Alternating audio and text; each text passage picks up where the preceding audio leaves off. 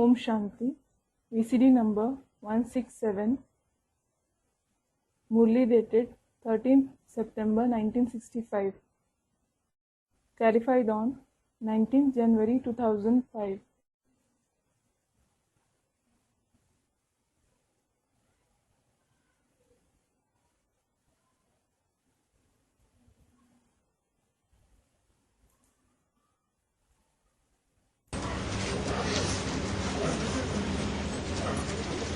वाणी चल रही थी 13/9/65 की।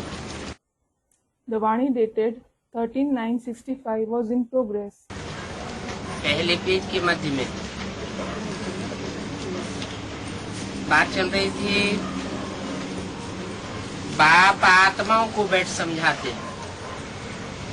In the middle part of the first page, the topic being discussed was the Father sits and explains to the souls.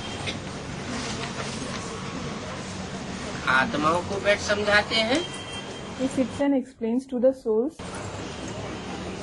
देहधारियों को बैठ नहीं समझाते हैं। Doesn't he sit and explain to the bodily beings? जो बाप के बच्चे बनते हैं, Who become the children of the Father? बाप है सुप्रीम सोल, तो बच्चे भी हैं सोल। सोल कॉन्शियस स्टेज में जो टिके हुए हैं, उन बच्चों को समझाते हैं। The Father is the Supreme Soul, so the children are also souls. He explains to those children who are stable in the soul conscious stage. जो देवान की स्टेज में टिके हुए हैं, वो तो समझेंगे ही नहीं। Those who are stable in the body conscious stage won't understand at all. तो जो समझेंगे नहीं, उनको समझाते भी नहीं है। So those who won't understand, he doesn't explain to them either. और जो आत्मिक स्थिति में टिके हुए हैं, उनको समझाते हैं। And those who are stable in the soul conscious stage, he explains to them. आत्मा इन ऑर्गन्स द्वारा सुनती है, The soul listens through these organs. Direct नहीं सुन सकती। It can't listen directly. Supreme soul भी जब तक साकार शरीरधारी में प्रवेश न करे, ऑर्गन्स ग्रहण न करे, तब तक न बोल सकता है, न देख सकता है, न सुन सकता है। Until Supreme Soul also enters the corporeal bodily being, takes on the organs, he can't speak, neither see nor listen. बाप कहते हैं, बच्चों तुम सब बंदर थे। The Father says, "O children, you all were monkeys." Darwin theory कहाँ से आ गई? Where did the Darwin theory come up from? Darwin theory निकली थी। There was a Darwin theory. कहते हैं मनुष्य पहले सब बंदर थे, It says all human beings were monkeys earlier. फिर धीरे धीरे उनकी पूंछ लोप हो गई, Then their tail vanished gradually. फिर बंदर से मनुष्य जैसे बन गए। Then they became human beings from monkey. बाद में वैज्ञानिकों ने वो थ्योरी को झूठा साबित कर दिया। Later, the scientists proved that theory to be false.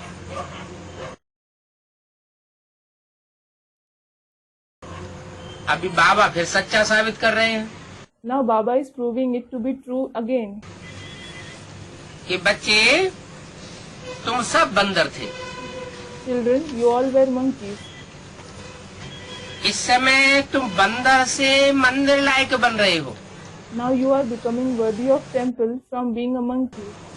माने बंदरों की मिसल विकारी थे, It means you were vicious like monkeys. और अब तुम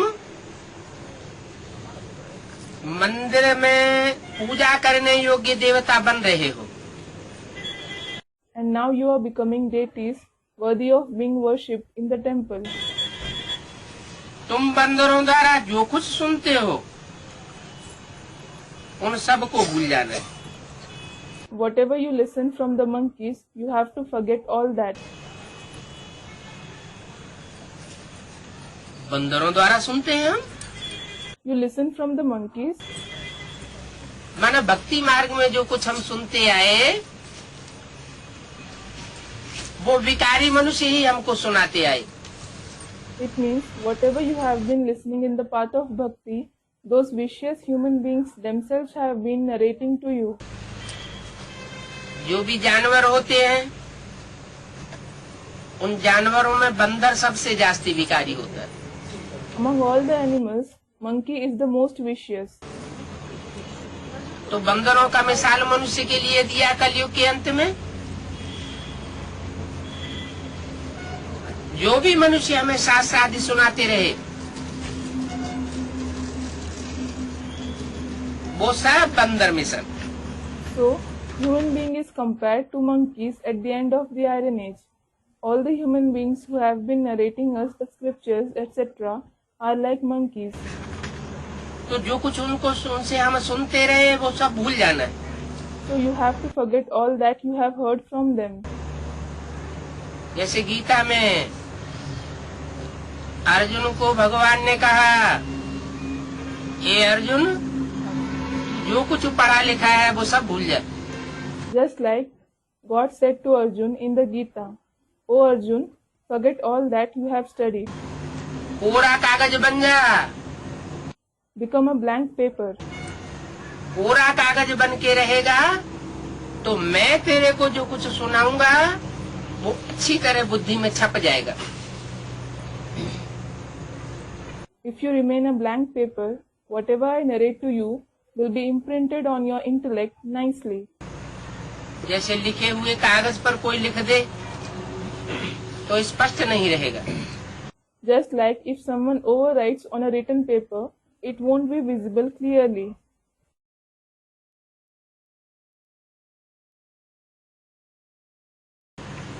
तो ऐसे ही हमारी बुद्धि में जो कुछ पढ़ा लिखा हुआ है वो सब भूल जाना चाहिए। So similarly, whatever you have studied and is in your intellect, you should forget all that. तो सिर्फ परमात्मा बाप की सुनाई हुई बातें ही याद रहेंगी।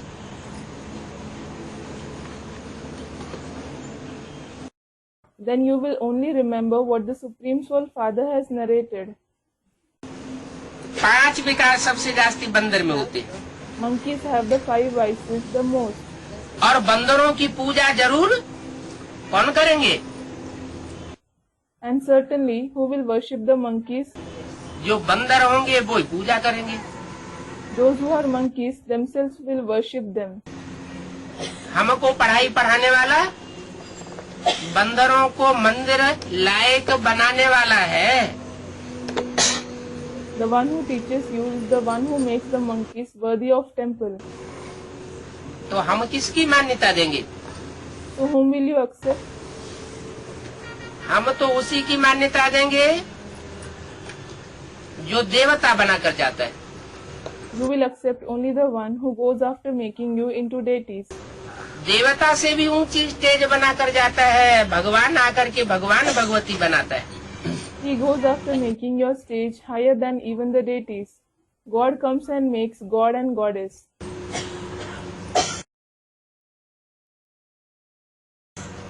इस दुनिया में धनी धोड़ी तो कोई है नहीं। There is no master in this world at all. पंचायती राज्य है। There is the system of local self-government. एक का राज्य नहीं है। There isn't the rule of one. 5 पंचों का राज्य चलता है। There is the rule of the 5 members of council. भारतवासी इस समय धर्म भ्रष्ट हैं और कर्म भ्रष्ट हैं। Bharatvasis are corrupt in religion and corrupt in actions at this time. धर्म माने जो भी धारणाएं हैं वो उनकी भ्रष्ट हो चुकी है। Dharma means all the dharnas have become corrupt. और जब धर्म की धारणाएं भ्रष्ट हो जाती हैं तो कर्म भी नीचे होने लगते हैं, भ्रष्ट कर्म होने लगते हैं। When the dharnas of a religion become corrupt, the actions also become inferior, unrighteous. तो बाप इन द्वारा बैठ समझाते हैं। So the Father sits and explains through these ones. है? किन द्वारा? Through these ones. इन माना बहुवचन। These ones means it is plural. कोई दो है कम से कम There are at least two personalities जिनके द्वारा बैठ समझाते। through whom he sits and explains. एक राम और दूसरी कृष्ण की आत्मा। One is the soul of Ram and the other is the soul of Krishna. कौन समझाते हैं? Who explains? बाप, The Father. जो बिंदु बिंदु आत्माओं का बाप है, जिसको अपने आर्गन्स नहीं है, जो जन्म मरण के चक्र में नहीं आता है। The father of the point-like souls, who doesn't have organs of his own, who doesn't come in the cycle of birth and death, वो जब इस सृष्टि पर आता है तो जन्म मरण के चक्र में आने वाली आत्माओं में जो सबसे श्रेष्ठ आत्माएं हैं, राम और कृष्ण की आत्माएं, उनके द्वारा बैठ समझाते हैं। when he comes to this world, he sits and explains through the souls of Ram and Krishna, the most elevated souls among the souls who come in the cycle of birth and death. क्योंकि शिव तो निराकार है, It is because Shiv is incorporeal. उनको अपना शरीर है नहीं, He doesn't have a body of his own. और ऊंच ते ऊंच है निराकार मूल वतन में रहने वाला। And the highest of the high is the incorporeal one, the resident of the Mool Vatan, that is supreme abode. ये क्या बात हुई? What is this? ऊंचते और ऊंच और नीचते नीचे, ये साकारी दुनिया की बातें होती हैं या निराकारी दुनिया की बातें होती हैं? Is the topic of being the highest of the high and the lowest of the low of the corporeal world or of the incorporeal world? Students said, the corporeal world. साकारी दुनिया में ऊंच और नीच का सवाल पैदा होता है। The question of being high and low arises in the corporeal world. तो यहाँ ये कैसे कह दिया कि ऊंचते ऊंच है निराकार मूल वतन में रहने वाला? So how was it said here that the highest of the high is the incorporeal one, the resident of the Mool Vatan?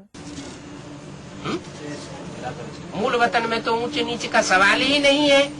There isn't the question of being high and low in the Mool Vatan at all.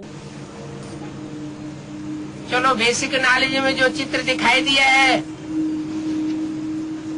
तीन लोक का, उसमें जो परम धाम में ऊंचे ते ऊंचा लोक दिखाया है, उसमें बिंदु बिंदु आत्माएं बैठी हुई दिखाई गई है।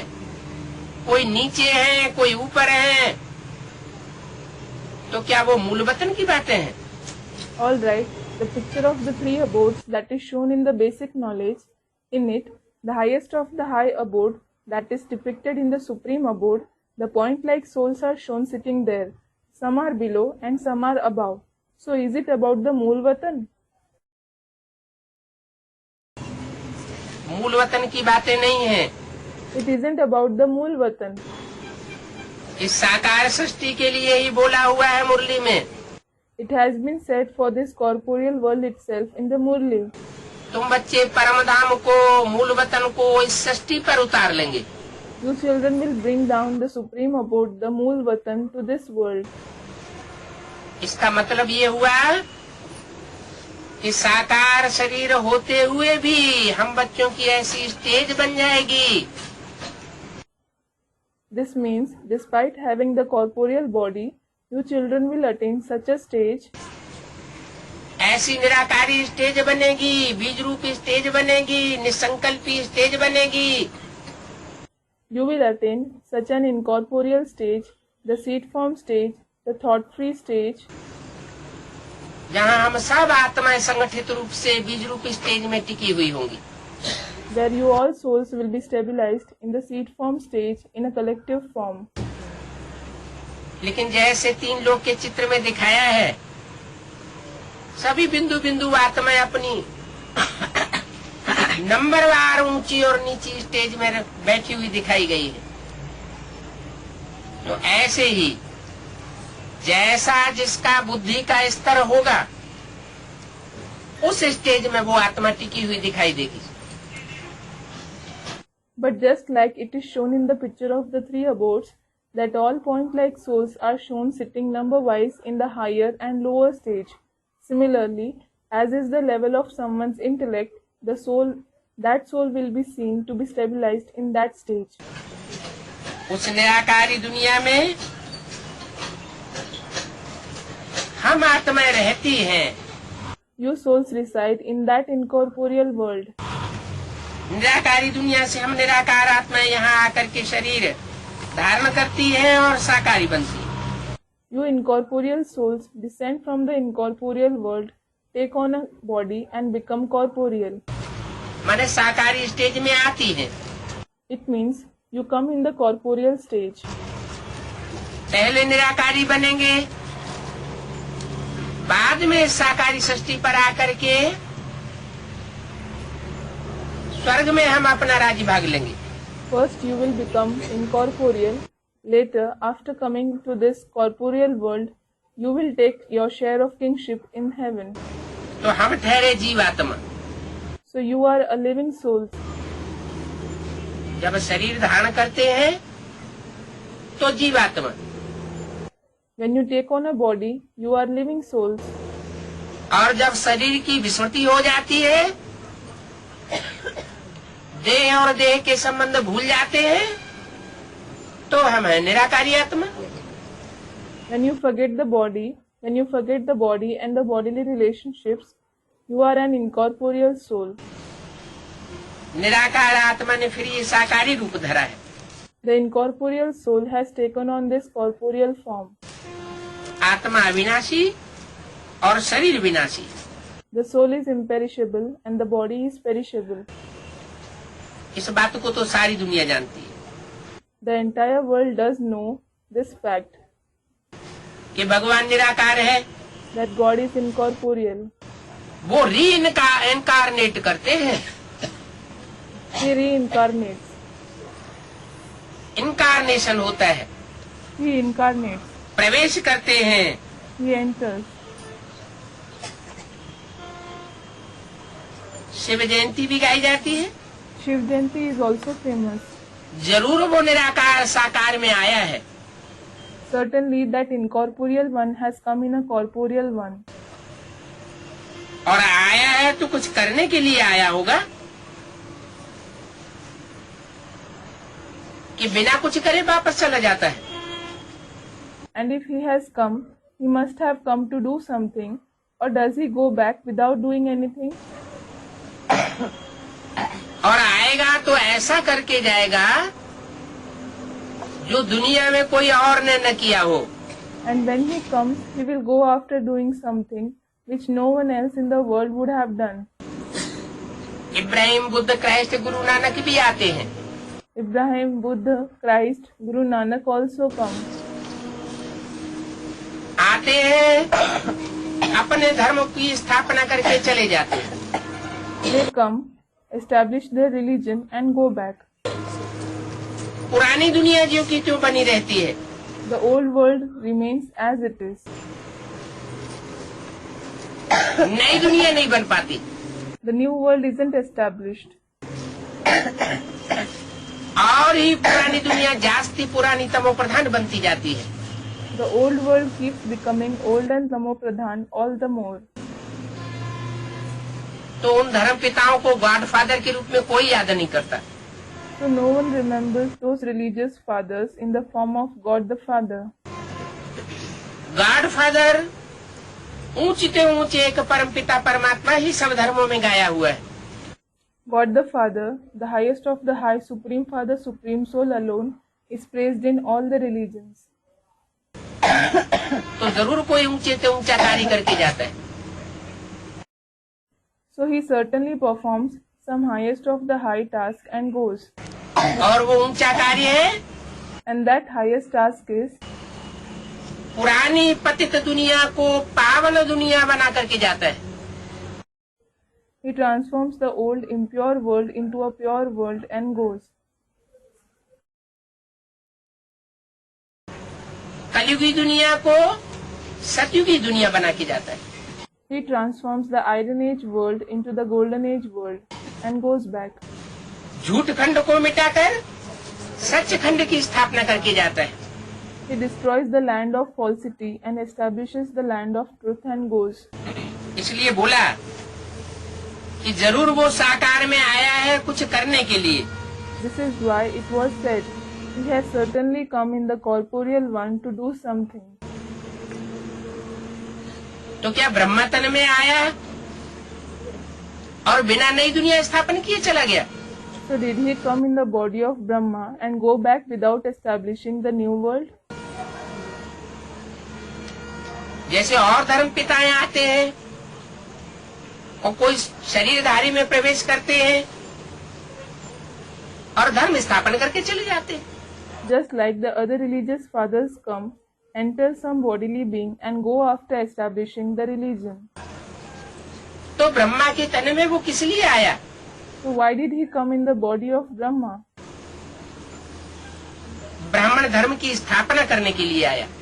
He came to establish the Brahmin religion.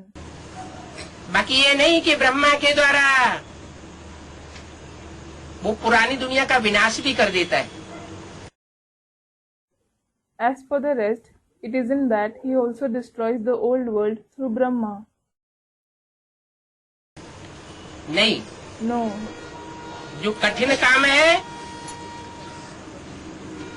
उसके लिए बाप का बड़े से बड़ा बच्चा चाहिए। The eldest child of the father is required for the difficult task. देवदेव महादेव कहा जाता है। He is called Dev Dev Mahadev. तो पहले प्रत्यक्ष होने वाला देवता Brahma, So the deity who is revealed first is Brahma. Last में प्रत्यक्ष होने वाला देवता Vishnu, The deity who is revealed at the end is Vishnu. लेकिन दोनों संसार में मान्यता तब प्राप्त करते हैं पूरी जब शंकर द्वारा विनाश का कार्य संपन्न हो जाता है। But both of them are accepted completely in the world when the task of destruction is accomplished through Shankar. जैसे गीता में कहा गया है, Just like it is said in the Gita, धर्म संस्थापनार्थाय विनाशाय च दुष्कृतम्। धर्म संस्थापनार्थाय विनाशाय च दुष्कृताम। जो दुष्ट है, दुष्ट धर्म है, उनको नाश करने के लिए मैं आता हूँ। I come to destroy the wicked ones, the wicked religions, और सत्धर्म की स्थापना करने के लिए आता हूँ। and I come to establish the true religion. तो कुछ कार्य करके जाता है। So he goes back after performing some task.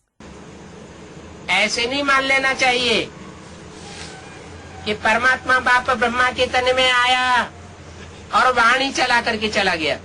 You shouldn't believe that the Supreme Soul Father came in the body of Brahma and went back after narrating the Vani. सिर्फ गीत गाने के लिए नहीं आता है। He doesn't come to just sing the song. Gita ज्ञान का गीत गाने के लिए नहीं आता है, He doesn't come to sing the song of knowledge of the Gita. लेकिन ज्ञान सुनाने के साथ साथ वो कुछ कार्य भी संपन्न करके जाता है। तब सारी दुनिया उसको भगवान के रूप में मानती है और याद करती है। Along with narrating the knowledge, he also accomplishes some task and goes. It is then that the entire world accepts him as God and remembers him. भक्त जो पतित हैं उनको पावन बनाने के लिए आता हूँ। The devotees who are impure, I come to make them pure. पतितों को पावन बनाने का काम दुनिया में और कोई नहीं कर सकता। No one else in the world can perform the task of making the impure ones pure. ये हिस्ट्री इस बात को बताती है 2500 वर्ष की। The history of 2500 years mentions that कि दुनिया और ही जास्ती पतित होती गई है, कोई ने इसको पावन नहीं बनाया। the world has kept becoming impure all the more, no one made it pure. कि तो एक परमपिता परमात्मा शिव ही है। जब राम कृष्ण के चोले में आता है तो पतित से पावन बनने का ज्ञान सुनाता है। It is only the one Supreme Father, Supreme Soul Shiv, who, when comes in the body of Ram and Krishna, narrates the knowledge of becoming pure from impure. और दोनों के द्वारा पतित से पावन नहीं बनाता है। And he doesn't make pure from impure through both of them. सिर्फ एक ही रूप है, राम का अंतिम चोला, जिसमें प्रवेश करके पतितों को पावन बनाता है। There is just one form, the last body of Ram, entering whom he makes the impure ones into pure. और सदगति करने आता है। And he comes to bring Sadgati. सारी दुनिया की दुर्गति हुई पड़ी है। The entire world is degraded. तन भी दुर्गति को पाए हुए हैं। कोई शरीर ऐसा नहीं है जिसमें बीमारी न लगी हुई हो।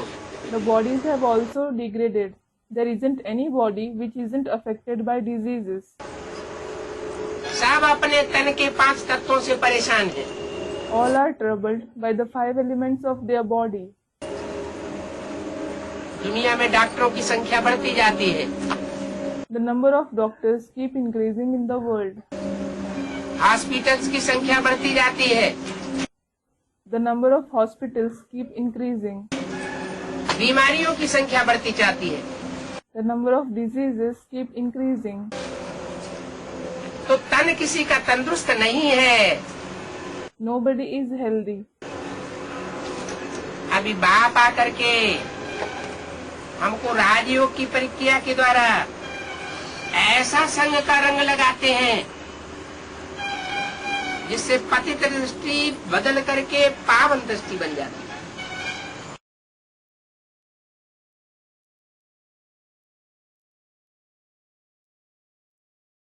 Now the Father comes and colors us with the color of his company in such a way through the process of Raj Yoga, through which the impure vision changes and becomes pure.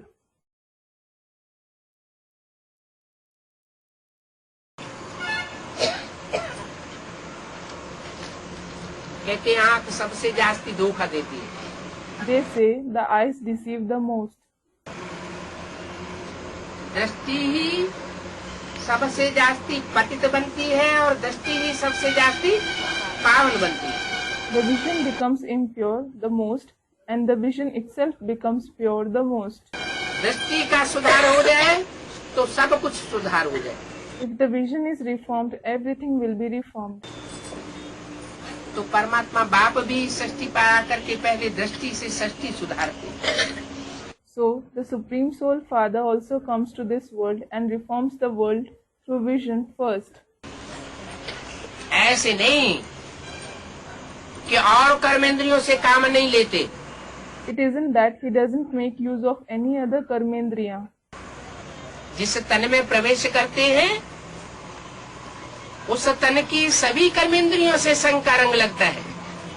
The body which he enters, we are colored by his company through all the karmendriya of that body.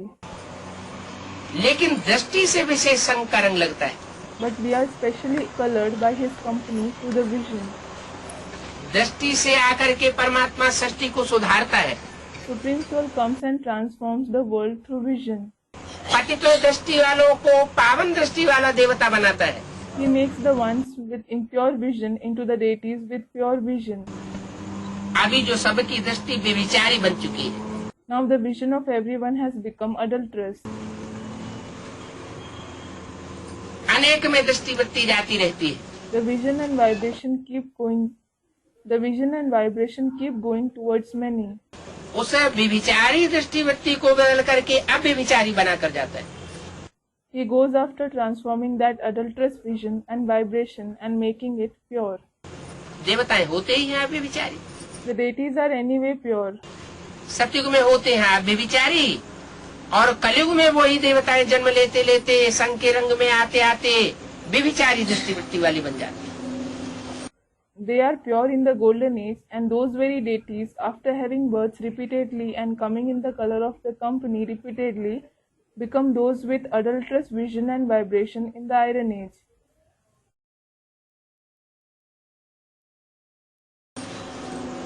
कर्मेंद्रियों की कृति भी व्यभिचारी बन जाती है। The actions of the Karmendriya also become adulterous.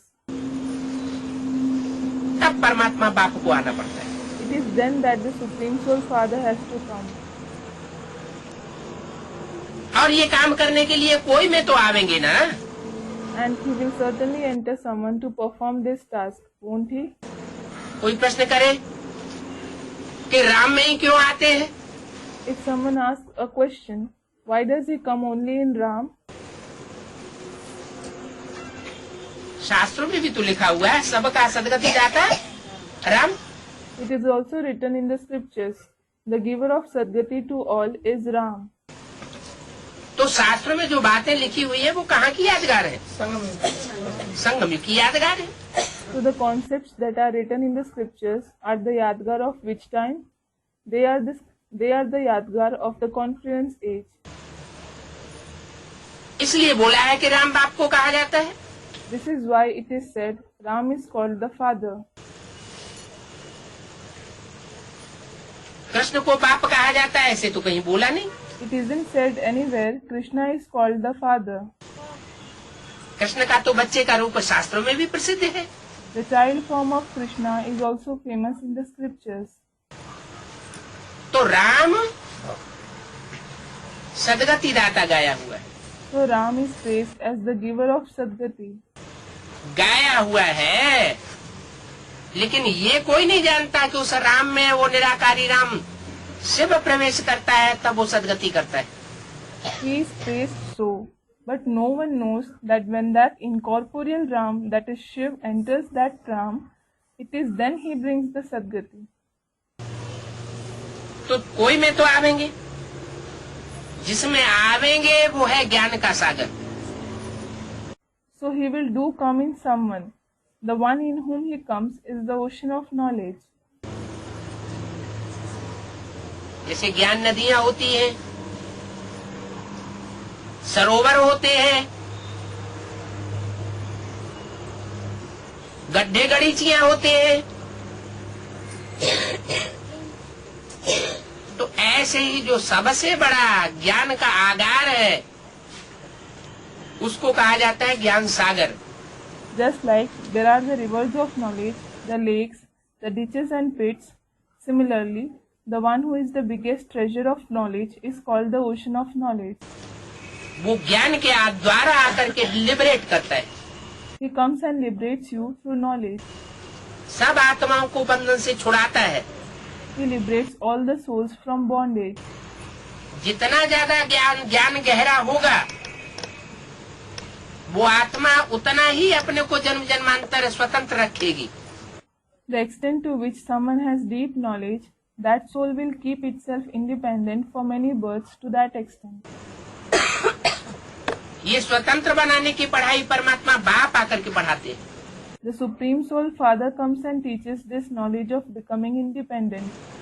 नहीं तो सारी दुनिया इस समय परतंत्रता के बंधन में जकड़ी हुई है। Otherwise, the entire world is tightly bound in the bondage of dependency at the present time. बंधन वाली आत्माओं को, बांधेली आत्माओं को परमात्मा आकर के छूटीला करता है। The Supreme Soul comes and liberates the souls who are in bondage.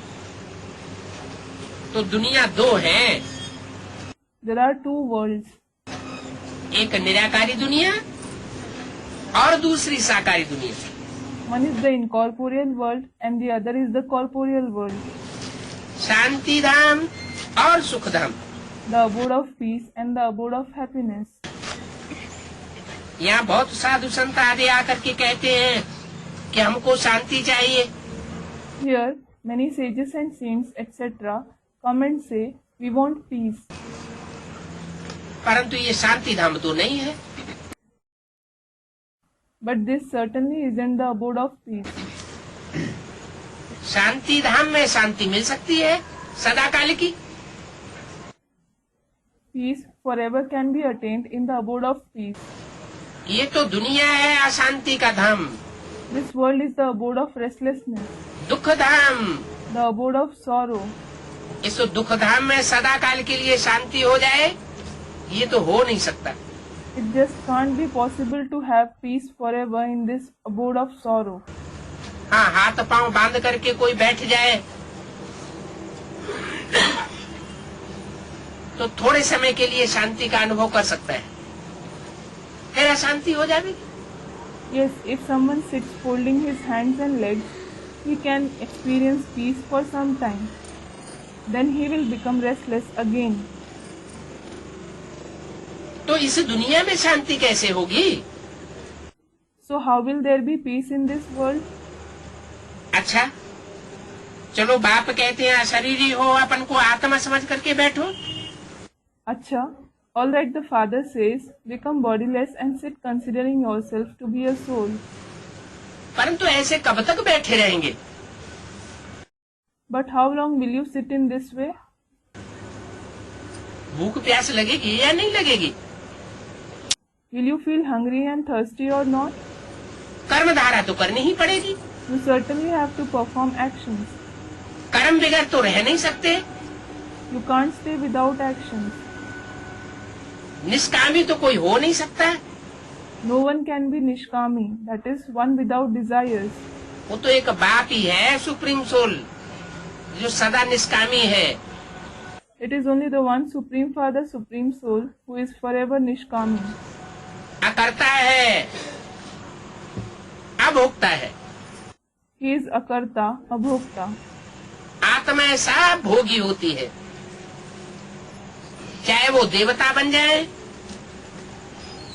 चाहे वो मनुष्य बन जाए, और चाहे मनुष्य की कोट से नीचे गिर करके राक्षस बन जाए, दूसरों को दुख देने वाली है, सब की सब भोगी। All the souls are bhogi, no matter they become deities or human beings, or degrade from the level of being human beings and become demons who give sorrow to others, all of them are bhogi. तो जो भोगी है वो कर्मेंद्रियों की कर्मधारा के बगैर रह नहीं सकते। Those who are bhogi can't stay without performing actions through the karmendriya. और कर्मधारा में जब आएंगे और दुख की दुनिया में मौजूद होंगे तो अशांति तो जरूर। When they perform actions and if they are present in the world of sorrow, there will certainly be restlessness. तुम बच्चों को बाप शिक्षा देते हैं, अपन को शरीर से अलग आत्मा समझ करके बाप को याद करो। The father teaches you children, consider yourself to be a soul detached from the body and remember the father. और इस देह अभिमान को छोड़ दो। And leave this body consciousness. देह अभिमान में रह करके अगर बाप की बातें सुनेंगे तो ज्ञान बुद्धि में बैठेगा नहीं। If you listen to the words of the father, staying body conscious, the knowledge won't sit in the intellect. क्योंकि मिट्टी का पात्र बन जाता है। It is because it becomes the vessel of mud. कहने है मिट्टी के पात्र में शेरनी का दूध ठहर नहीं सकता। There is a praise that the milk of a lioness can't stay in the vessel of mud. सोने का पात्र बनाएंगे तो शेरनी का दूध ठहरेगा। If you make it a vessel of gold, the milk of the lioness will stay in it. तो कोर्ट ऑफ आर्म से 3 शेरों का चित्र दिखाया है। बनाने वाले तो जानते नहीं ये 3 शेर कौन कौन से हैं। So the picture of 3 lions is shown in the coat of arms. Those who have made it don't know who these 3 lions are. हम बच्चे तो जानते हैं The children do know कि ये 3 शेर ब्रह्मा विष्णु शंकर ही हैं, जो इस संसार रूपी जंगल में ज्ञान की दहाड़ मारते हैं। these 3 lions are Brahma, Vishnu and Shankar themselves, who make the roar of knowledge in this jungle-like world. उनमें जो एक शेर है और 2 शेरनी, Among them, one is a lion and 2 are lioness. जिस ब्रह्मा के द्वारा ज्ञान सुनाते हैं, समझाते नहीं, सिर्फ सुनाते हैं। वो भी शेरनी का रूप है। Brahma, through whom he narrates the knowledge, he doesn't explain, he just narrates through him. He is also the form of a lioness. उसके द्वारा सुनाया हुआ ज्ञान जो देहाभिमानी सांडे बन करके सामने बैठते हैं, उनके पल्ले नहीं पड़ सकता। तो बोला, ये देहाभिमान छोड़ दो और देह से अशरीरी होकर के माम एकम याद करो। Those who sit in front of the Father as body-conscious bulls can't understand the knowledge narrated through him. So it was said, leave this body consciousness and after becoming detached from the body, remember me alone. मुझे एक को याद करेंगे तो अभिविचारी याद होने से मन बुद्धि रूपी आत्मा पावन बनेगी। If you remember me alone, because of having unadulterated remembrance, your mind and intellect like soul will become pure. और अनेकों को याद करेंगे तो जो मन बुद्धि रूपी आत्मा है वो पावन नहीं बन सकती और ही पतित होती जाएगी। And if you remember many, the mind and intellect like soul can't become pure, it will continue to become even more impure. मेरी अव्यभिचारी याद से तुम पावन बनेंगे और अनेकों की याद करने से तुम्हारी बुद्धि पतित बनती जाएगी। You will become pure through my unadulterated remembrance, and your intellect will keep becoming impure by remembering many. इस याद को योगाग्नि कहा जाता है। This remembrance is called the fire of yoga. कौन सी याद से योगाग्नि प्रज्वलित करनी है? अव्यभिचारी याद से। Through which remembrance do you have to ignite the fire of yoga?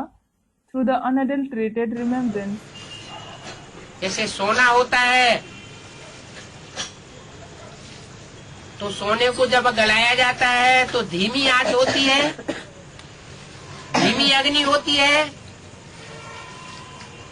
उसमें वायु आदि का मिश्रण होता है तो सोना पिघलता नहीं है। Just like there is gold. When gold is melted, if the flame is low, if there is the mixture of air, etc. in it, gold doesn't melt. जब अग्नि तेज हो जाती है तो पिघल जाता है। When the fire becomes intense, it melts. तो ऐसे ही अव्यभिचारी याद की अग्नि अति तीव्र होती है। So similarly, the fire of unadulterated remembrance is very intense. एक की लगन में मगन होने से सब प्रकार के विघ्न दूर हो जाते हैं। You become free from all kinds of obstacles by being absorbed in the affection of the one. विघ्नहीन आत्मा अपने अनेक पापों को सेकंड में भस्म करती है। A soul who is free from obstacles burns its many sins into ashes in a second. उस याद से जन्म जन्मांतर के विकर्म दग्ध हो जाते हैं। The wrong actions of many births are burned through that remembrance. कौन से कर्म?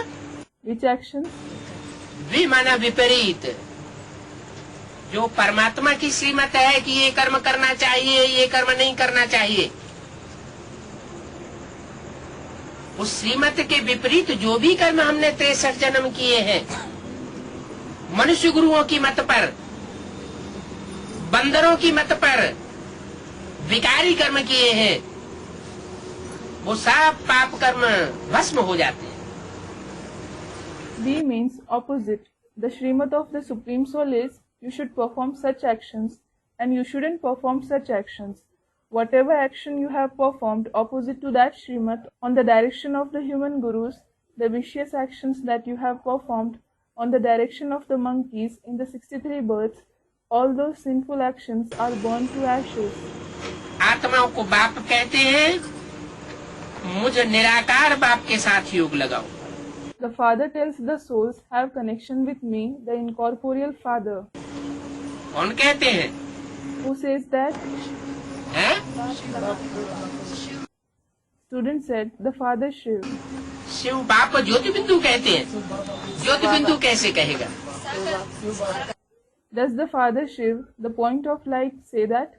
How will the point of light speak? वो तो तथाकथित ब्राह्मण समझ लेते हैं।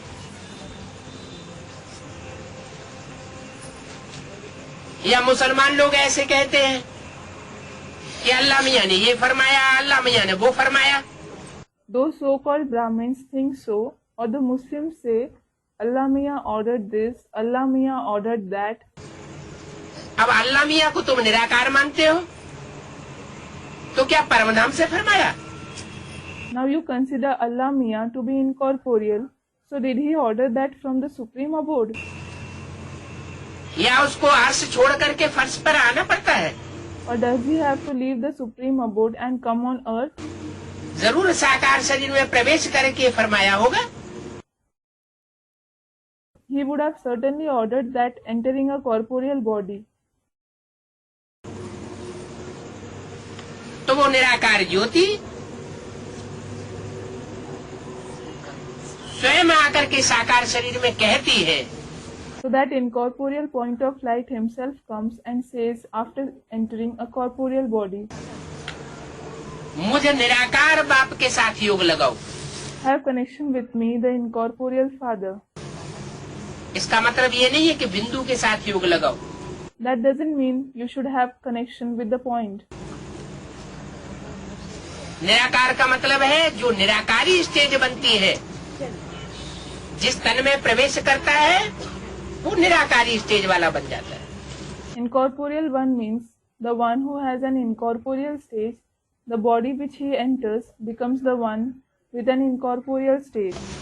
उस निराकारी स्टेज वाले को याद करेंगे तो तुम भी निराकारी स्टेज वाले बन जाओगे। If you remember the one with an incorporeal stage, you will also become the one with an incorporeal stage. जैसे को याद किया जाता है वैसी ही आत्मा की स्थिति हो जाती है। The stage of the soul becomes as the one whom you remember. चोर डकैतों का बुद्धि से संग करेंगे तो चोरी और डकैती के संस्कार जरूर भर जाएंगे। If you take the company of the thieves and dacoits through the intellect, the sanskars of stealing and robbing will definitely come in you.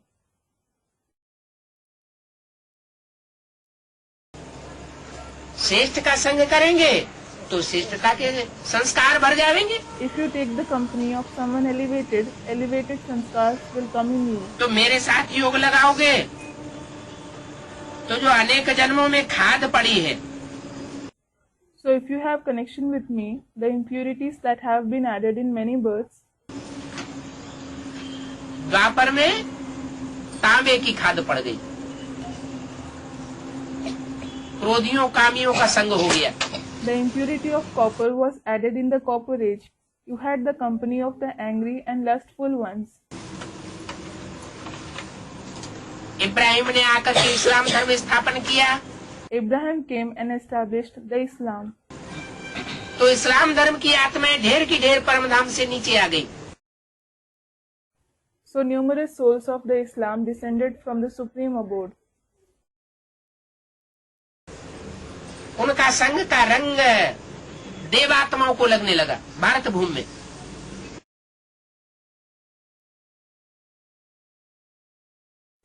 The deity souls started being colored by their company on the land of Bharat.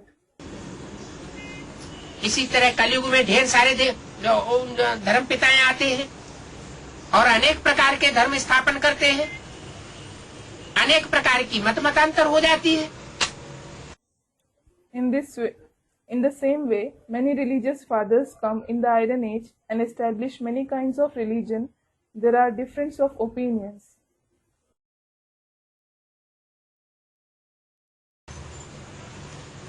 तो उनका संग का रंग लगने से सबकी बुद्धि लोहे जैसी हो जाती है। So everyone's intellect becomes like iron by being colored by their company.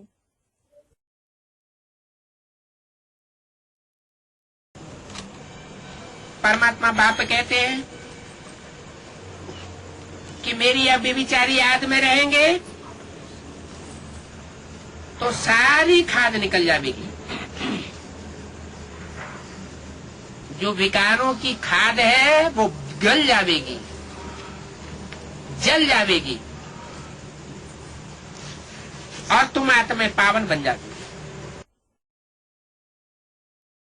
The Supreme Soul Father says, if you stay in my unadulterated remembrance, all the impurities will be removed. The impurities of vices will melt. They will burn and you souls will become pure.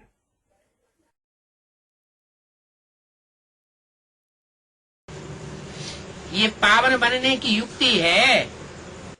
This is the method of becoming pure. बाकी नरकवासी गुरु आदि तो खुद ही नरकवासी हैं, तो तुमको स्वर्गवासी कैसे बनावेंगे? As for the rest, the gurus etc. who reside in hell themselves are the residents of hell. So how will they make you a resident of heaven? जो जहाँ का वासी होगा वही हमको भी ले जाएगा। The place where someone belongs to, he will also take us there itself.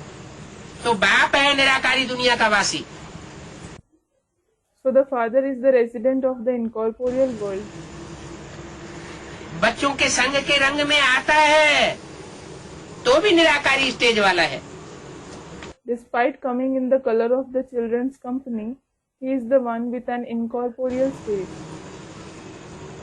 तो उसको संग का रंग लग नहीं सकता। So he can't be colored by anyone's company. तो गुरुओं को तो संग का रंग लगता है। Those gurus are certainly colored by the company. तो वो खुद ही पतित बनते रहते। So they themselves keep becoming impure. बाप तो पावन बनाने वाला ही है। The Father is the one who makes everyone pure. वो गुरु लोग न खुद मुक्ति धाम जा सकते हैं और न दूसरों को ले जा सकते हैं। Those gurus can neither go to the abode of liberation themselves, nor can they take others there. खुद ही विकारियों के बंधन में आते रहते। They themselves keep coming in the bondage of the vicious ones. विकारियों के हाथ का भोजन खाएंगे तो विकारियों के यहाँ जो जन्म लेना पड़े। If you eat the food cooked by the vicious ones, you will have to be born in the house of the vicious ones. कोई से भी पूछो कि कृष्ण की आत्मा इस समय कहाँ है? If you ask anyone, where is the soul of Krishna now? तो कहते हैं कृष्ण हाजरा हुजूर। कि कृष्ण को भगवान समझ लेते हैं। They say Krishna is omnipresent because they consider Krishna to be God. अब कृष्ण का तो वह शरीर खत्म हो गया। Now that body of Krishna has destroyed. बूढ़ा हुआ, शरीर छोड़ा, खलास हो गया। He became old, left his body and finished. इसकी तरफ इशारा किया Who were indicated? है? तथाकथित ब्राह्मणों की तरफ इशारा किया। The so-called Brahmins were indicated. वो समझते हैं कि कृष्ण की सोल उर्फ दादा लेखराज जिन्होंने 68-69 में शरीर छोड़ा वो हाजरा हुजूर हो गए। They think that the soul of Krishna, alias Dada Lekhraj, who left his body in 68-69, is omnipresent. लेकिन ऐसी बात नहीं है। But it isn't so. दादा लेखराज ने तो वो शरीर छोड़ा, तो शरीर छोड़ने के बाद वो शरीर ही खत्म हो गया, खलास हो गया। When Dada Lekhraj left his body, that body itself perished after he left it. Krishna की आत्मा इस समय सूक्ष्म शरीर धारण कर गई और सूक्ष्म शरीर भी गुलजार आदि में विशेष रूप से प्रकट होता है। Now the soul of Krishna took on a subtle body, and even that subtle body appears in a special way in Dadi Gulzar. लेकिन वही सोल जब और रुद्रमाला के बच्चों में प्रवेश करती है तो वो रुद्रमाला के बच्चे हैं आदि से अंत तक बीज रूप स्टेज वाले। वो बीज रूप आत्माएं हैं। उन बीज रूप आत्माओं के संग के रंग में आने से वो कृष्ण की जो सोल है वो निराकारी स्टेज धारण कर लेती है। But when the same soul enters other children of the Rudramala, those children of the Rudramala are the ones who have a seed form stage from the beginning till the end. They are the seed form souls. By coming in the color of the company of those seed form souls, that soul of Krishna attains an incorporeal stage. तो उस समय तो उसको कहा जा सकता है कि वो हाजरा हुजूर। So it can certainly be said at that time that he is omnipresent. जहाँ याद करें तो बाप दादा बच्चों में प्रवेश कर जाते हैं। Wherever someone remembers Baba, Bab-Dada enters the children. दादा है कृष्ण की सोल और बाप है राम की soul. Dada is the soul of Krishna and Bap is the soul of Ram. इसलिए बोला कृष्ण की आत्मा अभी हाजरा हुजूर है। This is why it was said, the soul of Krishna is omnipresent now. लेकिन हाजरा हुजूर है और कहाँ है ये किसी को पता नहीं है। But no one knows it is omnipresent and where it is that. बुद्धि कहती है मनुष्य को 84 जन्म जरूर लेने पड़ते हैं। The intellect says that the human being certainly has to have 84 births. अभी कृष्ण की आत्मा कहाँ न कहाँ भटकती जरूर होगी। Now the soul of Krishna must definitely be wandering somewhere or the other. कब तक भटकेगी? Until when will it wander? जब तक उनको ये पक्का निश्चय नहीं हुआ है कि गीता का भगवान कृष्ण नहीं है। कौन है? एक शिव शंकर भोलेनाथ है। तब तक भटकती रहेगी। Until he has firm faith that Krishna isn't God of the Gita. Who is it? It is one Shiv Shankar Bholenath. He will keep wandering. और जब ये निश्चय बुद्धि हो जाएगी कि गीता का भगवान एक ही निराकार परम पिता परमात्मा शिव शंकर भोलेनाथ है तो उनका भटकना बंद हो जाएगा। And when he becomes the one with a faithful intellect that the incorporeal Supreme Father, Supreme Soul Shiv Shankar Bholenath alone is God of the Gita, he will stop wandering. Ram और कृष्ण दोनों ही आत्माएं मिलकर के विष्णु रूप बन जाएंगी। Both the souls of Ram and Krishna together will become the form of Vishnu. और स्थापना का कार्य पूरा हो जाएगा। And the task of establishment will be accomplished. Brahma सो विष्णु का रूप धारण कर लेगा। He will take on the form of Brahma, so Vishnu. बुद्धि कहती है मनुष्य जरूर 84 जन्म लेते हैं। The intellect says human beings do have 84 births. उनको पुनर्जन्म लेते लेते नीचे जरूर उतरना होता है। They certainly come down by having rebirths repeatedly. आत्मा तो है ना? The soul is definitely there, isn't it? आत्मा कहाँ जाती नहीं है। The soul doesn't go anywhere. एक शरीर छोड़ दूसरा लेती है। It leaves one body and takes another. सतयुग में सिर्फ एक लक्ष्मी नारायण थोड़े ही होंगे। There won't be just one Lakshmi Narayan in the golden age. 1250 वर्ष सतयुग चलता है। The duration of the golden age is 1250 years. तो इतने लंबे समय तक कोई एक लक्ष्मी नारायण का राती थोड़े ही चलेगा।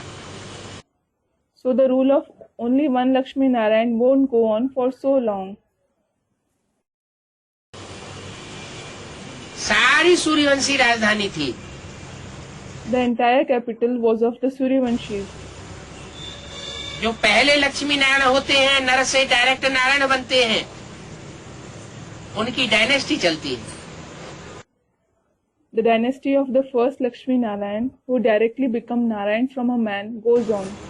तो सिद्ध होता है सूर्यवंशी देवताएं ही पूरे 84 जन्म लेते हैं। So it proves that only the Suryavanshi deities have complete 84 births. जो संगमयुगी नर से नारायण बनने वाला पेयर है और जो सतयुगी 16 कला संपूर्ण सतयुग का पहला नारायण है, वो जरूर 84 जन्म लेंगे। The confluence age pair that becomes Narayan from a man and the first Narayan of the golden age, complete with 16 celestial degrees, will definitely have 84 births. और उनकी प्रजा भी 84 जन्म लेगी। And their subjects will also have 84 births. लेकिन सतयुग में जो दूसरा नारायण आएगा, दूसरी डायनेस्टी में, वो पूरे 84 जन्म नहीं लेगा और उसकी प्रजा भी पूरे 84 जन्म नहीं ले सकती। But the second Narayan, who will come in the second dynasty of the golden age, won't have complete 84 births, and his subjects can't have complete 84 births either. उसके बाद उत्तरोत्तर जो भी नारायण आते जाएंगे और उनकी जो भी प्रजा आवेगी, वो पूरे 84 जन्म नहीं ले सकती। After that, all the Narayans who will keep coming further and all their subjects that will descend can't have complete 84 births. तो जिनके पूरे 84 जन्म नहीं होते, जो ऑलराउंड पार्ट नहीं बजाते, So those who don't have complete 84 births, who don't play an all-round part, वो फिर द्वापर युग से दूसरे धर्मों में कन्वर्ट होते जाते हैं। keep converting to the other religions from the copper age. दूसरे धर्मों में कन्वर्ट होते हैं तो उन धर्मों का उनको संग का रंग लगता रहता है। When they convert to the other religions, they keep being colored by the company of those very religions. नीचे गिरते रहते हैं। They keep falling. कलयुग के अंत में जब परमात्मा बाप आते हैं तो सब धर्मों से उन श्रेष्ठ आत्माओं को फिर से इकट्ठा करते हैं। When the Supreme Soul Father comes at the end of the Iron Age, he gathers those elevated souls again from all the religions. अब चूंकि जिनको दूसरे दूसरे धर्मों का संग का रंग लगा है, तो बुद्धि ऐसी हो जाती है। Now because of being colored by the company of the other religions, their intellect becomes such. परमात्मा बाप आकर के सबको एक जैसी पढ़ाई पढ़ाते हैं, Supreme Soul Father comes and teaches everyone alike. लेकिन जिनको अनेक जन्मों तक इस्लामी, बौद्धियों, क्रिश्चियंस, दूसरे धर्म वालों का संग का रंग लगा है, वो परमात्मा की वाणी को समझ नहीं पाते। But those who are colored by the company of the people of Islam, the Buddhists and the Christians, those of the other religions for many births, aren't able to understand the Vani of the Supreme Soul. उनको दूसरे दूसरे धर्मों के संग का रंग, दैहिक धर्मों का इतना लेप चढ़ जाता है कि परमात्मा की वाणी का असली अर्थ समझ नहीं सकते। They are colored by the company of the other religions. They are so much influenced by the bodily religions that they can't understand the actual meaning of Supreme Soul's Vani. तो बाप कहते हैं, मैं आत्माओं से बात करता हूँ। So the Father says, I talk to the souls. जिनको देहभान चढ़ा हुआ है, उनसे मैं बात नहीं करता हूँ। I don't talk to those who have become body conscious. उनको तो तमो प्रधान बनना ही है। They definitely have to become Tamo Pradhan. भले परमात्मा बाप आ जाते हैं, आकर के सतयुग स्थापन करने वाली वाणी सुनाते हैं, Although the Supreme Soul Father comes and narrates the Vani that establishes the Golden Age, सत्य बातें सुनाते हैं, फिर भी वो सत्य बातें उनकी बुद्धि में बैठती नहीं है। He narrates the true concepts. Those true concepts don't sit in their intellect. फिर भी दीदी दादी दादाएं और जो देहधारी धर्मगुरु हैं उनको भगवान का रूप मान करके चल पड़ते हैं। They go on considering the didis, dadis, dadas and the bodily religious gurus as the form of God. तो बोला जिनको तमो प्रधान बनना है वो ही फिर ज्ञान लेकर के बी के मुखवंशावली बनते हैं। So it was said, those who have to become Tamopradhan, they themselves take knowledge and become the mouth-born progeny, the BKs. और फिर से उनको देवी देवता बनना पड़े। And they have to become deities again. पढ़े They have to. बाप कहते हैं तुमको फिर से सहज राजयोग और ज्ञान सिखाने आया हूँ।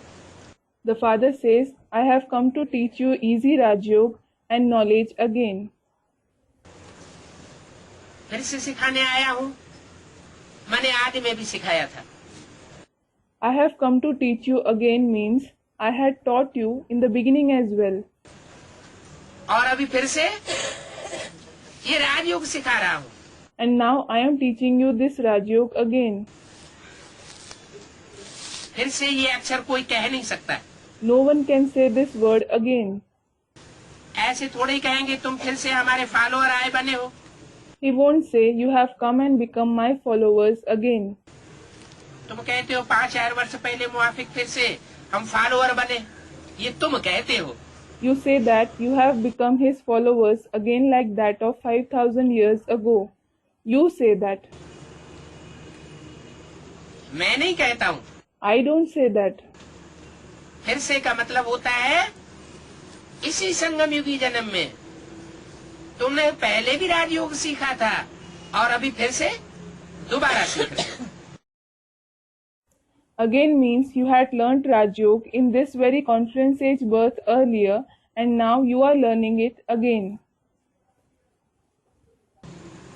कोई को भी कल्प की आयु का पता नहीं है। तुम जानते हो 5000 वर्ष पहले भी ये लड़ाई हुई थी। You know this war took place 5,000 years ago as well.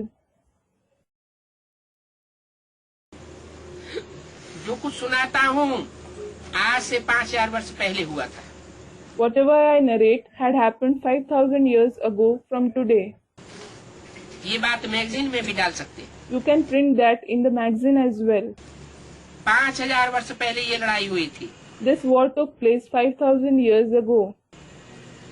ये ज्ञान और किसी की बुद्धि में नहीं है, ये तुम्हारी बुद्धि में है।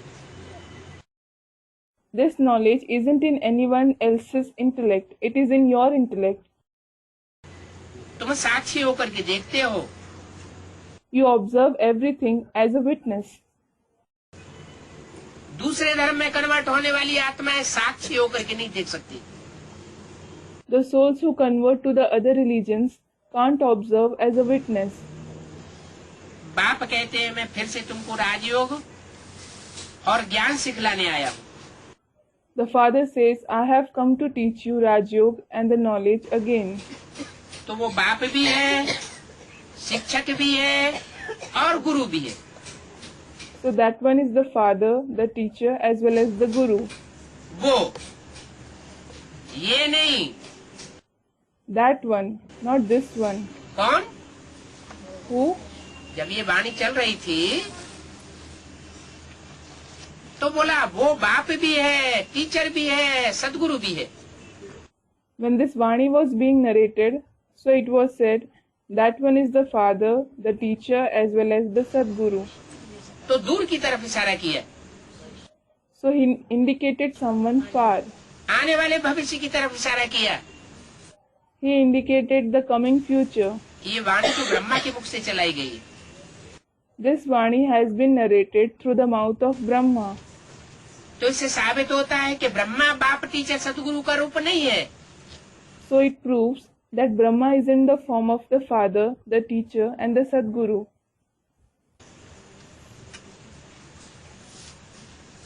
जो बाप टीचर और सदगुरु है उनका तो कोई बाप नहीं होता।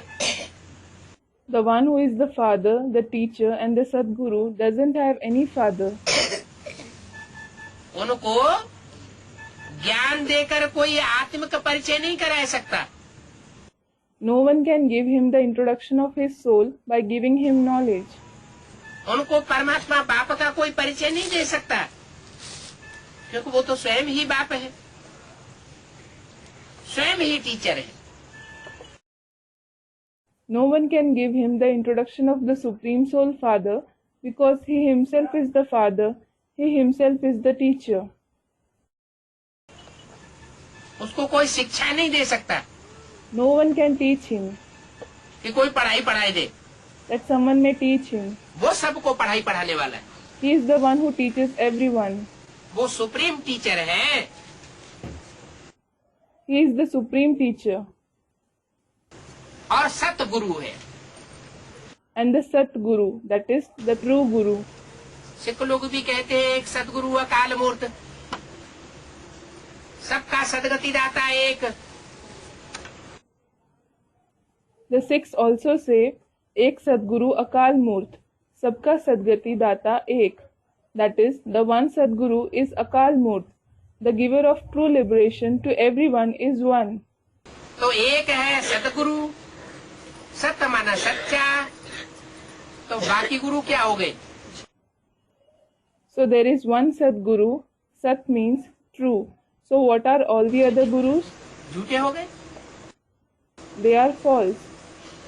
तो जब सच्चा गुरु मिल गया हो तो झूठे गुरुओं को छोड़ देना चाहिए ना. So when you have found the true Guru, you should leave the false Guru, shouldn't you? इस संगम युग में भी दुर्गति को जाना है. अभी तो सदगति में जाने का समय है. Do you want to go in degradation in this confluence age as well? Now it is the time to go in Sadgati. तो कहते हैं मैं ज्ञान का सागर हूँ, ऊंची ऊंची ज्ञान की लहरें मारता रहता हूँ. So he says, I am the ocean of knowledge. I keep surging high waves of knowledge. और तुमको आए करके ज्ञान देता हूँ. And come and give knowledge to you. उनको नहीं देता हूँ जो दूसरे धर्म गुरुओं के चक्कर में आ जाते हैं. I don't give it to them who become entangled by the other religious gurus. वो तो देह अभिमानी बन पड़ते हैं. They certainly become body conscious. देहधारी गुरुओं से चिपक पड़ते हैं. They stick to the bodily gurus. उनकी बुद्धि उन गुरुओं के साथ लिम्पायमान हो जाती है. Their intellect becomes attached to those gurus. इतनी लिम्पायमान हो जाती है कि सच्चाई को समझते भी हैं. ज्ञान की बात बुद्धि में बैठ जाती है, फिर भी कहते हैं दादी मानेंगी तो हम मानूंगा. It becomes so attached that they do understand the truth. The concept of knowledge sits in their intellect. Still they say, I will accept it if Dadi accepts it.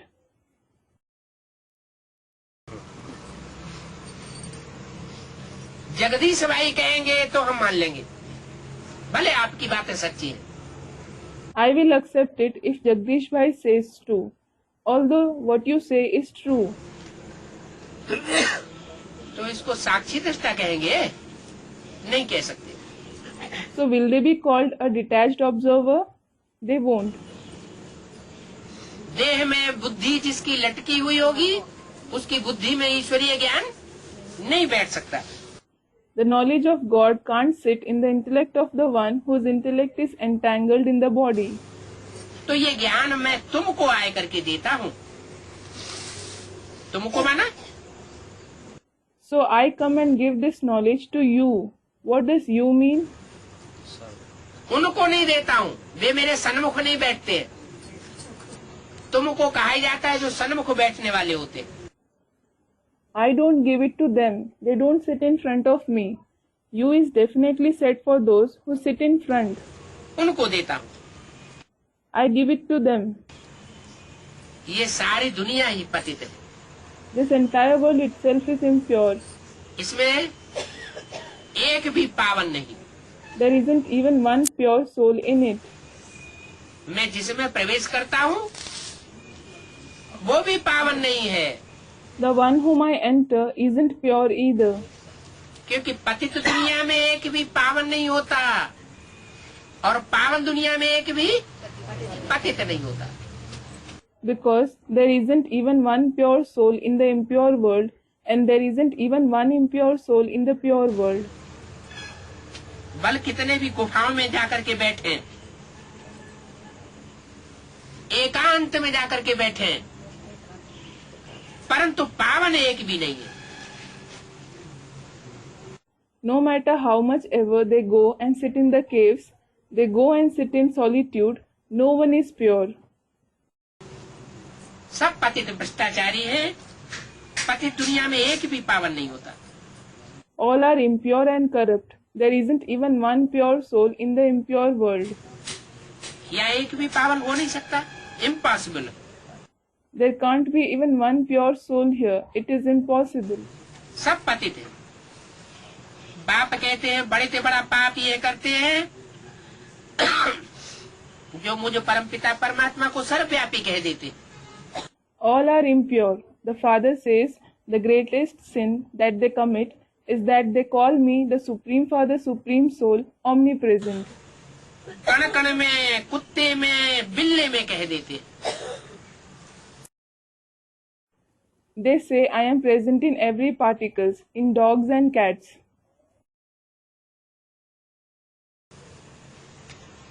कण कण में माने कण कण जैसा पार्ट बजाने वाली आत्माओं में। In every particle means in the souls who play a part like particles. जैसे मिट्टी के कण होते हैं ना, Just like there are the particles of soil, aren't there? पांव की ठोकर लगती है तो कण कहाँ का कहाँ जाकर के बिखर जाता है। If they are hit by the foot, the particles scatter very far. तो ऐसे कण कण के समान जो पार्ट बजाने वाली आत्माएं हैं, ईश्वरीय ज्ञान से झट से बिखर जाने वाली आत्माएं हैं, उनमें भी मेरे को व्यापक समझ लेते हैं। So the souls who play a part like such particles, who scatter away immediately from the knowledge of God, they consider me to be present even in them.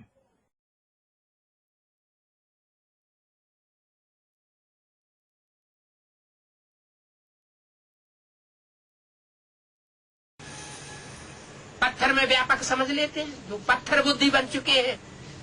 They consider me to be present in stone. Those who have become the one with a stone-like intellect, Ahilya mission पत्थर बुद्धि बन चुके हैं।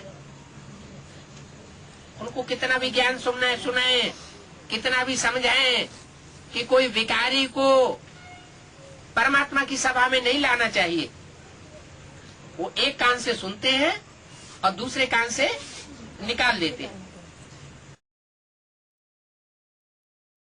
those who have become the one with a stone-like intellect like Ahilya, no matter how much knowledge you narrate to them, how much you explain to them that they shouldn't bring some vicious one in the gathering of the Supreme Soul, they turn a deaf ear to it.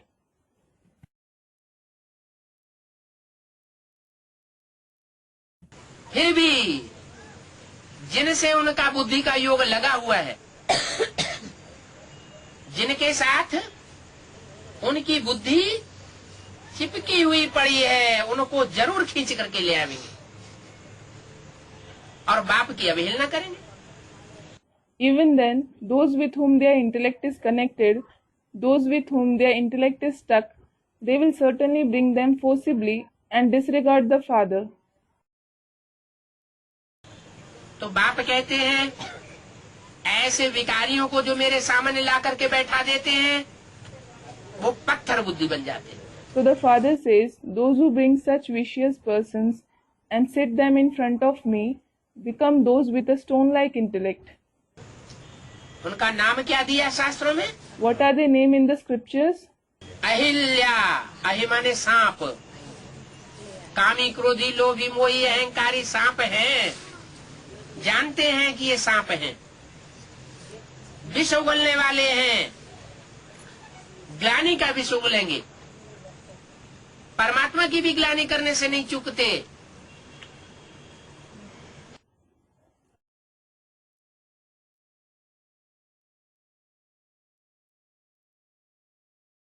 Ahilya, ahi means snake. A snake is lustful, angry, greedy, who has attachment and egoistic. They know these are snakes. They are those who spit out poison. They will spit out the poison of defamation. They don't fail to defame even the Supreme Soul.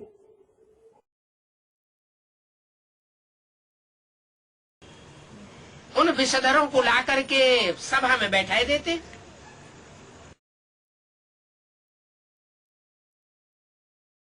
They, that is Ahilya, bring such snakes and sit them in the gathering. तो बाप कहते हैं मैं ऐसे पत्थर बुद्धियों में प्रवेश नहीं करता हूँ। So the father says, I don't enter such ones with a stone-like intellect. भले वो समझते हैं कि वो पत्थर बुद्धि अहिल्या भी भगवान का रूप है। Even then they think that those Ahilyas with a stone-like intellect are the form of God. कुत्तों में प्रवेश कराए देते हैं, माने कामी कुत्ते जैसा जो पार्ट बजाने वाली आत्माएं, बेविचारी पार्ट बजाने वाली, उनमें भी मेरे को व्यापक समझते। They make me present in dog. It means they consider me to be present even in the souls who play a part like the lustful dog, who play an adulterous part. बिल्ले में, जैसे बिल्ले बिल्लियां आपस में लड़ते हैं, ऐसे झगड़ा करने वाली आत्माओं में मेरे को प्रवेश कराए देते हैं। In cats, like the tomcat and the female cat fight with each other, they make me present in such souls who fight. सर्वव्यापी समझते हैं। They consider me to be omnipresent. ये गाली है, It is an abuse. ये गाली नहीं है क्या कि परमात्मा इतना ऊंचा और उसको सर्वव्यापी बताए देते।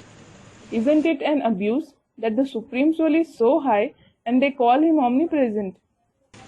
मनुष्य के 84 लाख जन्म कहते और मुझे कण-कण में डाल लेते हैं। They say human beings have 84 lakh births and they put me in every particle. पत्थर टिक्कर में ठोक दिया है। They have put me in stones and lumps of soil.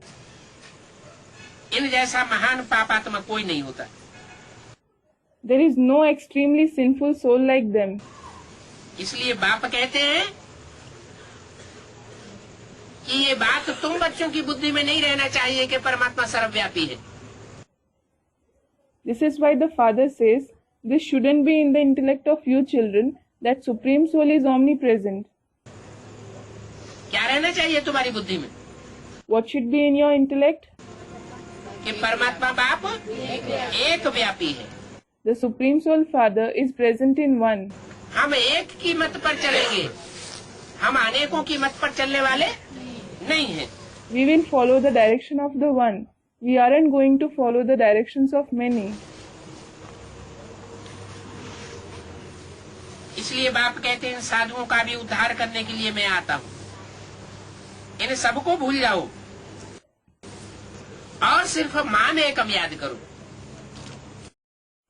This is why the Father says, I come to uplift these sages as well. Forget all of them and remember only me. ये सारा रावण राज्य है और ये सारी सृष्टि लंका है। This entire world is the kingdom of Ravan and this entire world is Lanka. सारी सृष्टि समुद्र के बीच में है ना। The entire world is in the middle of the ocean, isn't it? जैसे वो समझते हैं शास्त्रों में शास्त्रकार कि भारत के दक्षिण में जो लंका नाम का टापू है उसमें रावण का राज्य था। Just like the compilers of the scriptures think that the kingdom of Ravan prevailed in the island named Lanka in the south of India. वास्तव में ये सारी दुनिया सागर के बीच में। In reality, this entire world is in the middle of the ocean. सारी दुनिया में रावण का राज्य है। There is the kingdom of Ravan in the entire world. Ravan माना अनेक सिरों वाला, Ravan means the one who has many heads, अनेक मतों वाला। who has many opinions. इस दुनिया में अनेकों मतें चल रही है। तुंडे तुंडे मते भिन्ना। There are many opinions prevailing in this world. Each head has a different opinion. तो इसको कहेंगे रावण राज्य। So this will be called the kingdom of Ravan. सारी सृष्टि समुद्र के बीच में है, सारी सृष्टि शोक वाटिका है। The entire world is in the middle of the ocean. The entire world is the garden of sorrow, that is Shok Vatika. उन्होंने अशोक वाटिका लिख दिया They have written it as Ashok Vatika. कि सीता अशोक वाटिका में थी। That Sita was in Ashok Vatika. अब उसे अशोक वाटिका कैसे कहेंगे? शोक माना दुख। Now, how will it be called Ashok Vatika? Shok means sorrow. Ashok माने जहाँ दुख नहीं हो। Ashok means where there isn't sorrow. तो ये सारी सृष्टि में दुख ही दुख है।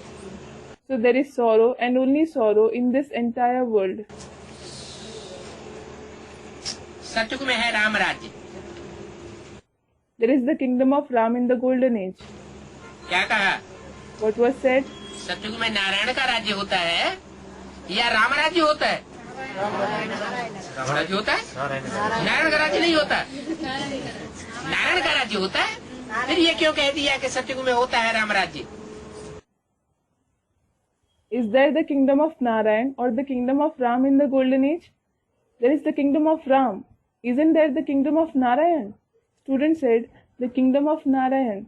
There is the kingdom of Narayan. Then why is it said that there is the kingdom of Ram in the golden age? है?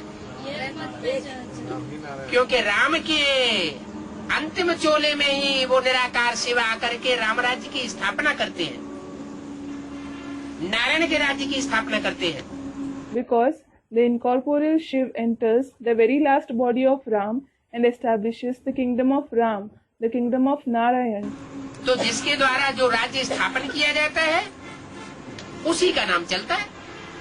इसलिए बोला कि सतयुग में भी राम राज्य कहेंगे, त्रेता में भी राम राज्य कहेंगे।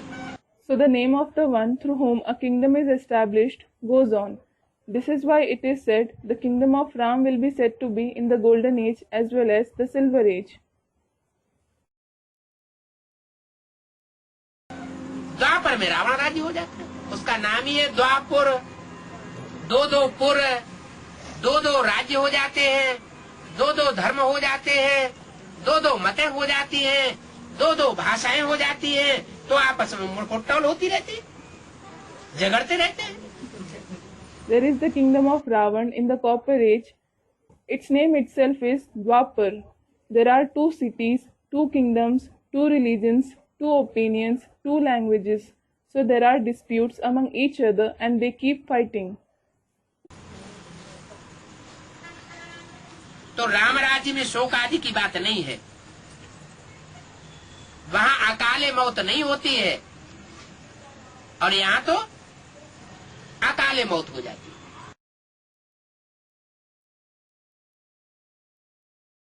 So there isn't anything about sorrow etc. in the kingdom of Ram. Premature death doesn't take place there, and premature death takes place here. बाप कहते हैं तुमको काल पर जीत पहनने सिखाने के लिए आया हुआ हूँ। The father says, I have come to teach you to conquer death. क्या? What? अगर ब्रह्मा के तन में आया होता और तुमको काल पर जीत पहनाने के लिए आया होता तो सिखाने वाला खुद ही काल के गाल में चला जाए, अकाले मौत में चला जाए, तो जो सीखेंगे वो कैसे अकाले मौत से परे हो जाएंगे। If he would have come in the body of Brahma and to make you conquer death, so if the teacher himself is devoured by death, if he suffers premature death, how will those who learn go beyond premature death? देखने में भी आता है, जो दादा लेखराज के तन में जिन्होंने अकाले मौत से शरीर छोड़ा था, उस तन में निराकार ज्योति शिव को याद कर रहे हैं। उनकी गति भी वैसी ही होती जा रही है। It is also evident that those who are remembering the incorporeal light Shiv in the body of Dada Lekhraj, who suffered a premature death, their condition is also becoming the same. कैसी गति होती जा रही? How is their condition becoming? उनको शरीर छोड़ना, अकाले मौत में शरीर छोड़ना पड़ रहा है। अचानक मौत होती जा रही है। They have to leave their body. They have to suffer a premature death.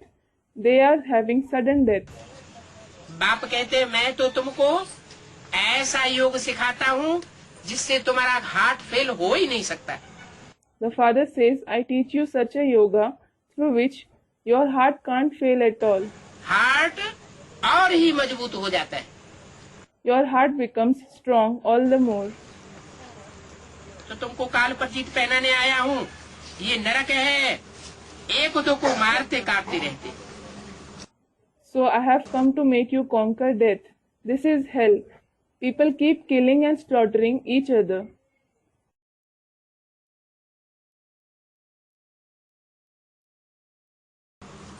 इसलिए कहता हूँ ये बंदर से भी बदतर है। This is why I say they are worse than even monkeys. इसलिए चित्र बनाया है। Hear no evil, talk no evil, see no evil। कौन सा चित्र बनाया है? This is why the picture has been made. Hear no evil, talk no evil, see no evil. Which picture has been made? तीन बंदरों का तो भक्ति मार्ग में बनाते हैं। वो है भक्ति मार्ग, वर्तमान संगम युग की यादगार। Students, of the three monkeys. The picture of the three monkeys is made in the path of bhakti. That picture of the path of bhakti is the yadgar of the present confluence age. लेकिन बाबा ने चित्र बनाया है नलिनी का। क्या? But Baba has made the picture of Nalini. What? Nalini बहन को बैठाया हुआ है, घाटकोपर वाली। Sister Nalini of Ghatkopar is shown seated in the picture. मुंह बंद किए हुए है दोनों हाथों से। Talk no evil। She has shut her mouth with both the hands. Talk no evil. कान बंद किए हुए बैठी है। Hear no evil। She is sitting with her ears shut. Hear no evil. आंख बंद किए हुए बैठी है। See no evil। She is sitting with her eyes shut. See no evil. तो ये बंदरों की बात नहीं है। So it isn't about the monkeys. किसकी बात है? It is about whom? Brahma Kumar कुमारियों के लिए ये चित्र बनाया है, The picture has been made for the Brahma Kumar Kumaris. ताकि इस बात को वो समझें कि ब्रह्मा कुमार कुमारियां ही इस पढ़ाई को पढ़ने के लिए तत्पर हो जाए। So that they understand that the Brahma Kumar Kumaris themselves become eager to study this knowledge. अगर ये काम बंद करेंगे, कौन सा काम? Hear no evil, talk no evil, see no evil, तो आधा पुरुषार्थ सहज हो जाएगा। If you stop doing that, what? Hear no evil, talk no evil and see no evil, then half of your Purusharth will become easy. तो ये चित्र तुम्हारे लिए है, बंदरों के लिए नहीं है। So this picture is for you. It isn't for the monkeys. तुम अभी शूद्र से ब्राह्मण बने हो, तुमको बाप कहते हैं तुम ये बाहर की बातें मत सुनो। Now you have become Brahmins from Shudra. The father tells you, don't listen to what the outside world says. जो भी शास्त्रों में बातें हैं, जो भी मनुष्य गुरु बताते हैं, उन बातों को मत सुनो। Don't listen to whatever is written in the scriptures, whatever the human gurus narrate. ये है ही इविल दुनिया, और सतयुग में कहेंगे non evil. This is certainly an evil world, and in the golden age it will be said it is non-evil. वहाँ कोई भी प्रकार की बुरी बातें नहीं होती। There aren't any kind of evil things there.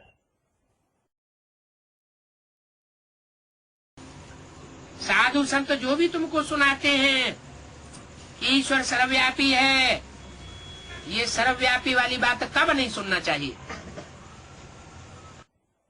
Whatever the sages and saints narrate to you that God is omnipresent, you should never listen to it. Number 1 के शैतान है। They are number one evils. क्या सुनाते हैं? What do they narrate? What do they narrate? हाँ, बाप सर्वव्यापी है। Students, God is omnipresent. Yes, the Father is omnipresent. हम जब याद में बैठते हैं तो बाप हमारे द्वारा दृष्टि देता है। They say, when we sit in remembrance, the Father gives drishti through us. कहते हैं संदली पे बैठो तो तुम ऐसे समझो जैसे हम शिव बाबा से दृष्टि ले रहे हैं। When we sit on the sandali, think that you are taking drishti from Shiv Baba. अब शिव बाबा क्या सर्वव्यापी होकर की दृष्टि देता है? Now does Shiv Baba give drishti being omnipresent? वो तो आता ही है एक व्यापी बन करके। He certainly comes being present in one. इस समय सारी दुनिया रावण की मत पर है। At present, the entire world is following the direction of Ravan. परंतु इस बात को भी समझते नहीं है कि रावण क्या है। But they don't even understand who Ravan is. इसलिए एक मुरली में बताई दिया रावण कौन, मुरली में ही जवाब दिया। जरूर कहेंगे ये गुरु लोग।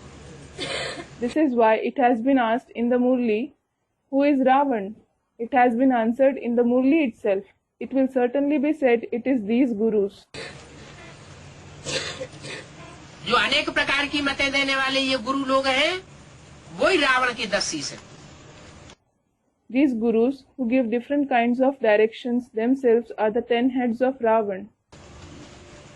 हम वर्ष वर्ष क्यों जलाते हैं? Why do we burn the effigy of Ravan every year? वर्ष वर्ष जलाते हैं, इसका मतलब ये यादगार है कि संगम युग में जितना ही एडवांस ज्ञान की बातें हम सुनाते हैं,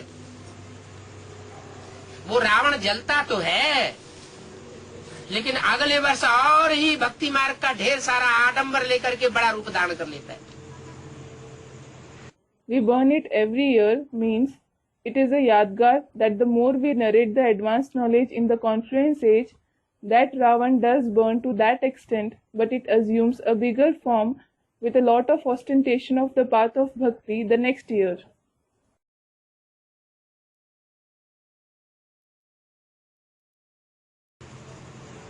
पहले छोटे मोटे प्रदर्शनियां होती थी,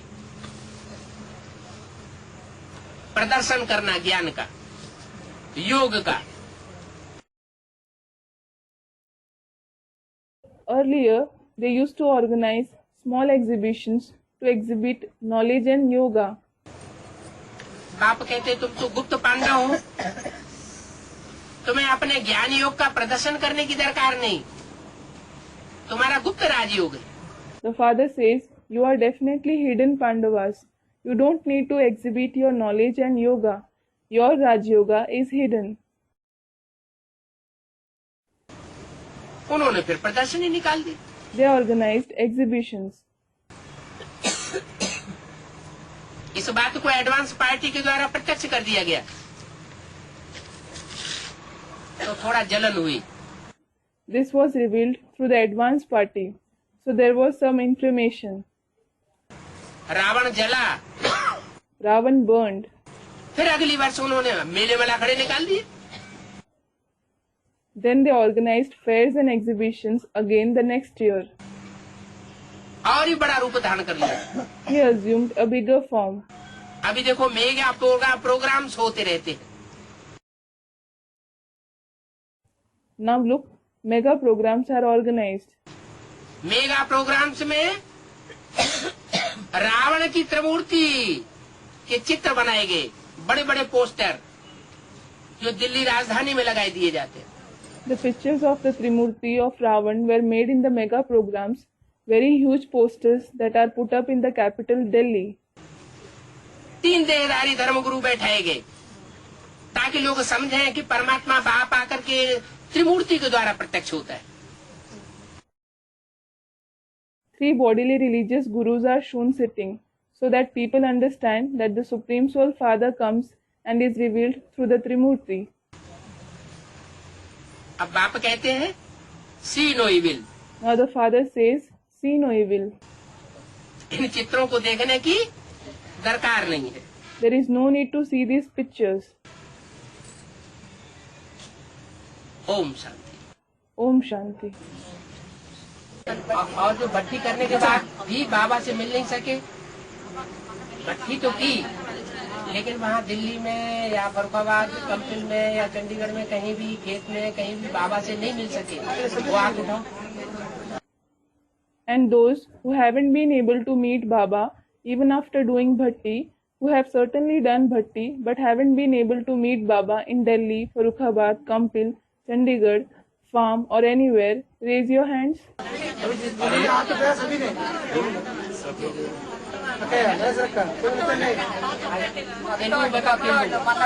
మొన్న బట్టీకి వెళ్ళి బాబాని కలవకుండా బాబాని చూడకుండా వచ్చిన వాళ్ళందరూ చేతులు ఎత్తండి.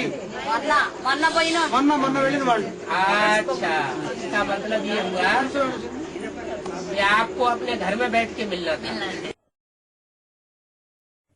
Acha, this means you wanted to meet Baba sitting at your home. మీకు ఇంట్లో కూర్చొని బాబా దొరికేది అవకాశం ఉంది, మీ ఇంటికి వచ్చేసారు బాబా. आपने ये पक्का कर दिया कि बाबा के घर हम गए, बाबा से हम घर में बाबा की नहीं मिलेंगे, बाबा को दरकार हो तो हमारे पास आके। You have made it firm. We went to Baba's house. We won't meet Baba at his house. If Baba needs, he should come to us and meet us. दमदार प्राणी है? That means you are strong. మేము బాబా ఇంటికి పోతే బాబా మనకు కలవలేదు, బాబా కావద్దు ఆయన వచ్చి కలుస్తారులే అనుకున్నారు కాబట్టి బాబా ఎదుర్కొంటూ వచ్చారు. अच्छा, तो आप एक दिन जगेंगे और बाबा को रोज के लिए निद्राजीत बनाना है। Acha, you will stay awake one day and you want to make Baba conqueror of sleep forever. Yes. है? बाबा जहाँ जहाँ पहुँचेंगे वहाँ घेर के बैठ जाएंगे। Why? Wherever Baba goes, children sit surrounding him. बाबा से ऐसा बात करना वैसा बात करना समझते हैं। बाबा सन्मुख है तो कुछ भी नहीं है। कुछ भी नहीं आता। Student said, Baba, we think we should speak this, we should speak that to Baba, but when Baba is face to face, nothing comes to the mind. Nothing comes to the mind. सब विस्मृति हो जाती है। You forget everything. है तो बाबा विस्मृति स्वरूप बनाता है कि स्मृति स्वरूप बनाता है? Does Baba make you the embodiment of forgetfulness or the embodiment of recollection?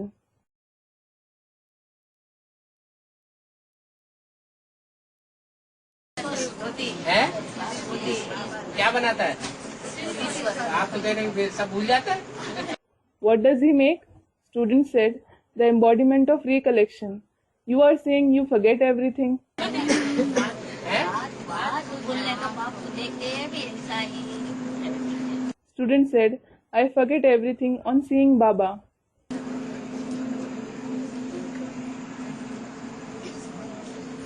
बाबा समझ आया, बहुत बहुत खुशी आया। बहुत बहुत खुशी आया।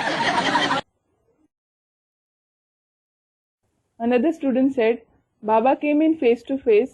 I felt very happy. You felt very happy.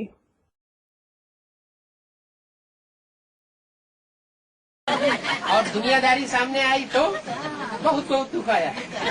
And what if the worldly affairs come in front of you? You feel very sad. अभी आप बुद्धि से हमेशा सन्मुख रखिए। क्या? Now you always keep Baba in front of you through intellect. What? क्या करना है?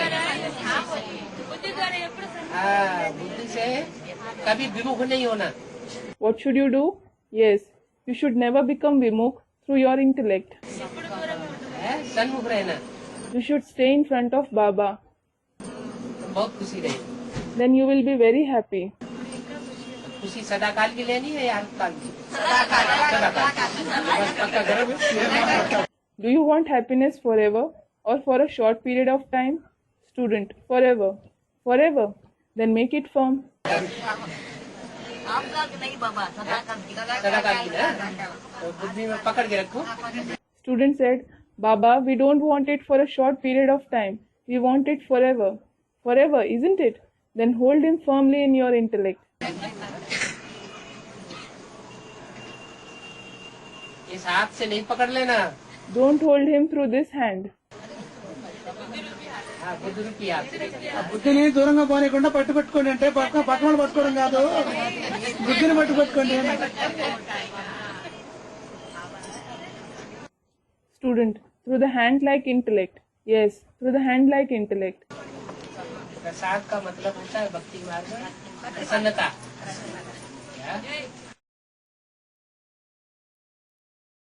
The meaning of prasad in the path of bhakti is happiness. What? Om Shanti.